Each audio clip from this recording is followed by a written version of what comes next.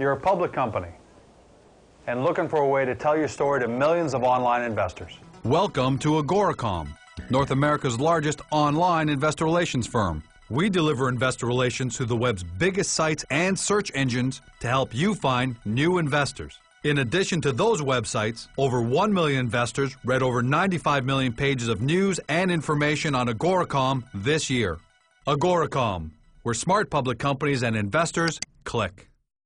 Good morning, it's Monday, September the 15th, and you're watching AGORACOM TV. I'm your host, Paul Kandakos. AGORACOM TV is a daily, fast-paced, edgy show bringing you the best press releases at the open, along with the halt, so that you can hopefully profit from them and potentially find your next great small cap investment. Hopefully you all had a tremendous weekend. Hopefully you all had a chance to watch some NFL football like I did this weekend.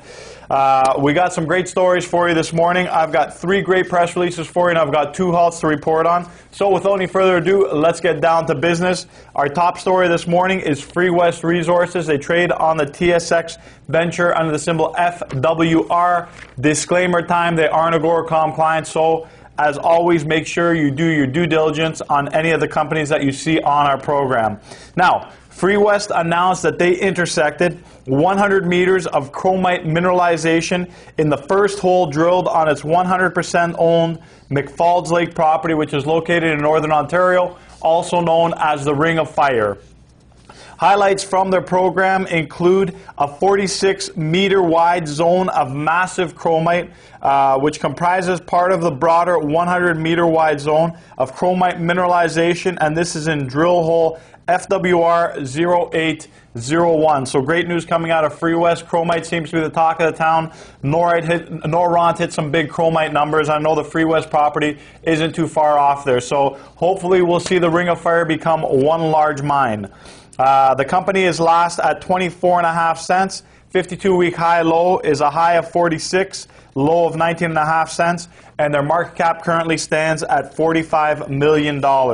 Moving on to our next company, Perfectenergy International, trade on the U.S. side under the OTC BB under the symbol PFGY, and the company is reporting record third quarter results, which ended July 31st, 2008. They're indicating that the revenues rose 380% to $17.7 million, and this is up from $3.7 million in the same quarter in the previous year. Net income for the third quarter was $2.5 million, or 9 cents per share, which compared to a net loss of $100,000, or 1 cent per share for the same period in 2007. Results for the 9 months ended July 31st include revenues which rose more than 600% to a whopping $41 million, and this is up from $5.8 million a year ago. And net income was $8.8 million compared with a loss of $500,000 a year ago. So big numbers, big increase here. What does the company do? Perfectenergy International Limited designs, manufactures, and markets customized and standard photovoltaic solar cells, modules, and systems for the worldwide solar market. The one thing that we know is that the green market, the alternative energy market, is hot, so that accounts for the big increase in the revenues and net profits from this company. The company's last at 99 cents, 52-week high of $8, and a 52-week low of 76 cents. Their market cap currently stands at $30 million. Looks like a bargain, so do some more due diligence on this company. And finally, I've got ZICA Corporation. They trade on the Toronto under the symbol ZIC, and they also trade on the NASDAQ under the symbol ZICA. The company is making a major announcement today. They've announced that Sony Ericsson and ZICA Corporation have agreed to a multi-million-dollar expansion to Sony Ericsson's license agreement for predictive text and handwriting recognition products. The new arrangement is expected to generate multi-million-dollar revenues for ZICA Corporation over the remainder of the contract. This represents an approximate increase of 33% in revenues per year for shipments of ZICA's predictive text software under this relationship when compared to the previous year of this agreement. I've also got a quote from Milos Dokovic, President and CEO of the company, who states, Sony Ericsson has demonstrated their commitment to offer a broad range of world-class handsets to both simplify and enrich the wireless communication experience of their consumers. Sony Ericsson's choice of ZICA as their primary user input technology partner further validates our technology leadership.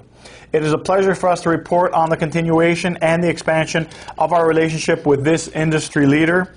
The company is last at 73 cents.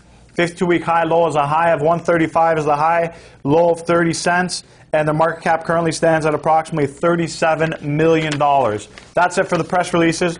Moving on to the halts for the morning. I've only actually got one to report on. It was originally Freewest, but they're no longer a halt. They put out the press release this morning. What I have is GBS Gold International. They trade on the TSX under the symbol GBS, and they've been halted pending news. That's a wrap for today's show. I'm your host, Paul Kandakos. Make sure you tune in again tomorrow for more great press releases and halts in the AM.